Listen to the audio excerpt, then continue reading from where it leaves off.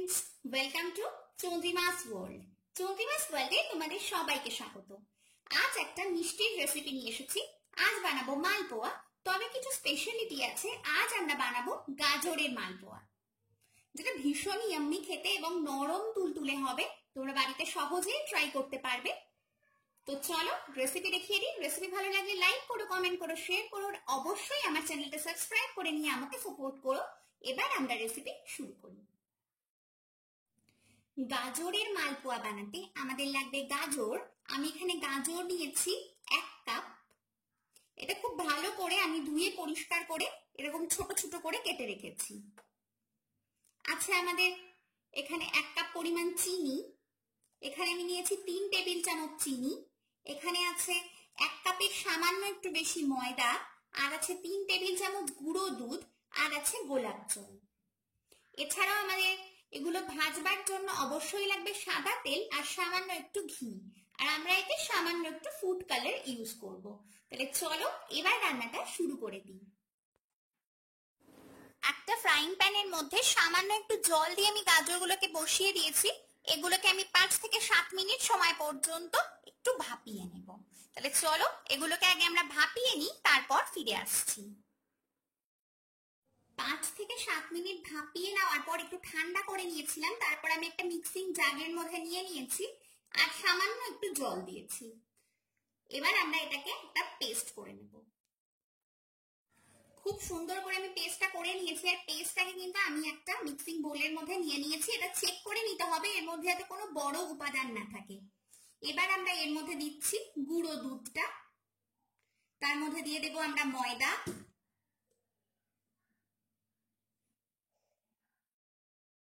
এর মধ্যে আমি দিয়ে দিচ্ছি চিনি। আমি যে চিনিটা কম রেখেছিলাম 3 টেবিল চামচ, সেই চিনিটা এখানে দিয়ে দিলাম।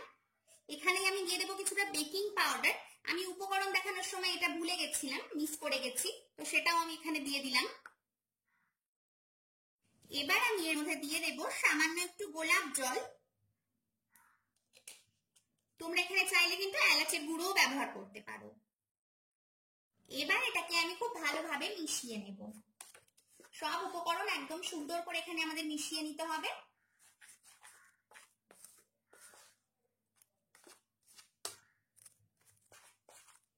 আর জল দিয়ে আমরা একটা ব্যাটার বানাবো। প্রথমে মিশিয়ে নিয়েছি, এবার আস্তে আস্তে জল অ্যাড করব। তোমরা এখানে চাইলে কিন্তু লিকুইড দুধও দিতে পারো, কিন্তু আমি এখানে দিচ্ছি না, তার কারণ যেহেতু আমি গুঁড়ো দুধটা ব্যবহার করেছি, তার জন্য কিন্তু আমি এখানে জলটাই ব্যবহার করব। প্লেন জল দিলাম।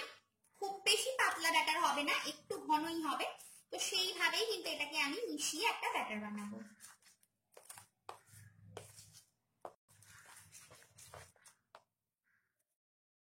খুব ভালো করে মিশিয়ে নিয়েছি। ব্যাটার আমার এখানেই রেডি হয়ে গেছে। এর মধ্যে আমি একটু ফুড কালার দিয়ে দিচ্ছি। আমি ফুড কালারটা একটু জলে গুলে রেখেছিলাম, সেটা দিয়ে দিলাম। ভালো করে আমি মিশিয়ে দেব। আমি এখানে আবারও বলে রাখি, ফুড কালারটা কিন্তু সম্পূর্ণই অপশনাল। তোমরা চাইলে দিতেও পারো, না চাইলে কিন্তু নাও দিতে পারো। সম্পূর্ণ তোমাদের উপর ডিপেন্ড করছে তোমরা কি চাও। তো এটাকে আমি খুব ভালো করে মিশিয়ে নিচ্ছি। এখানে আমার মেশানো কিন্তু কমপ্লিট হয়ে গেছে। ব্যাটারটা ঠিক এরকম স্মুথ হবে, এর মধ্যে কিন্তু কোনো রকম লাম্পস থাকবে না। তোমাদেরকে আমি দেখিয়ে দিচ্ছি, এতটাই স্মুথ ব্যাটারটাকে হতে হবে। তো এটা আমাদের কিন্তু এখানেই রেডি হয়ে গেল। তাহলে চলো এবার চিনি শিরাটা আগে রেডি করে নিই।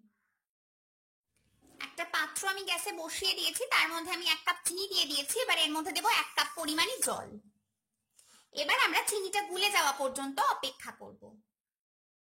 চিনি সম্পূর্ণ এখানে গলে গেছে। এই অবস্থায় আমরা এটাকে আরো 2 মিনিট পর্যন্ত ফুটিয়ে নেব। এখানে আমাদের কোনো ঘন শিরার কোনো কিন্তু প্রয়োজন নেই। জাস্ট আমরা এটাকে 2 মিনিট ফুটিয়ে গ্যাসটাকে অফ করে দেব। মালপোগুলোকে ভেজে নেওয়ার জন্য আমি একটা পাত্রে পরিমাণ মতো তেল বসিয়ে দিয়েছি, আর তেলটা বেশ গরমও হয়ে গেছে। এই অবস্থায় এর মধ্যে দিয়ে দিচ্ছি 1 টেবিল চামচ ঘি, যাতে ঘিয়ের ফ্লেভারটা পুরো তেলটার মধ্যে চলে যায়।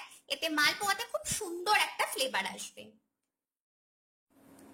তেল আর ঘি আমাদের সম্পূর্ণভাবে গরম যতটা সম্ভব করবার সেটা কিন্তু রেডি। খুব বেশি এখানে গরম করা যাবে না। এবার আমি ব্যাটার দিয়ে দেবো। আমি এখানে একটা হাতার সাহায্যে 1 হাতা করে ব্যাটার দিচ্ছি, দিয়ে একটু গোল শেপ দিচ্ছি। আমি দুটো করে একসাথে ভাজবো। ঠিক এরকম ভাবে দেওয়ার সঙ্গে সঙ্গেই কিন্তু এটাকে উল্টাতে যাব না, উপর দিকে একটু তেলটা ঠেলে ঠেলে তুলে দেব।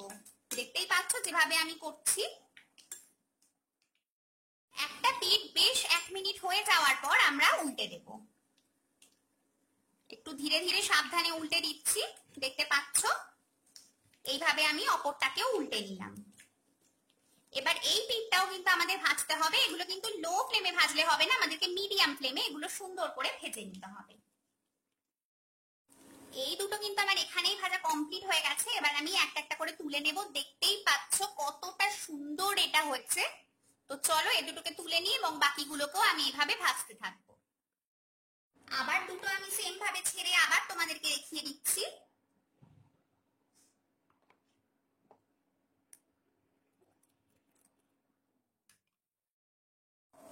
এগুলো দেখো ফুলে উঠছে। তো এগুলোকেও কিন্তু আমি একটু লাল লাল করে ভেজে নেব। তাহলে চলো সবকটাকে আমি প্রথমে ভেজে নিই। এবার দেখো আমি যে রসটা বানিয়ে রেখেছিলাম তার মধ্যে আমি মালপোয়া গুলোকে ছেড়ে দেব। এগুলো কিন্তু খুব বেশি সময় রাখার প্রয়োজন হয় না, 5 মিনিট করে রাখলেই এনাফ, কারণ এগুলো ভীষণ নরম তুলতুলে। তো এগুলোকে এখন আমি 5 মিনিট সময় পর্যন্ত রাখছি, তারপর কিন্তু এগুলোকে আমি প্লেটে সার্ভ করে দেব। আমি তোমাদেরকে একটা কথা বলে রাখি, তোমরা যদি রসে না ডোবাতে চাও তাহলে যেভাবে ভেজে তুলেছো সেই অবস্থাতেও কিন্তু এগুলোকে সার্ভ করতে পারো। 5 মিনিট রসে রেখে তুলে নেওয়ার পর আমি মালপোয়াগুলোকে প্লেটে সার্ভ করে দিয়েছি আর ওপর থেকে সামান্য একটু পেস্তা দিয়ে সাজিয়ে দিয়েছি। তাহলে দেখতেই পেলে কত সহজে একটা ভিন্ন ধরনের মালপোয়ার রেসিপি তোমরা বাড়িতে ট্রাই করতে পারো এবং আমার বিশ্বাস অসাধারণ লাগবে। তো প্লিজ রেসিপি ট্রাই করো আর আমাকে জানিও আমার রেসিপি কেমন লাগলো।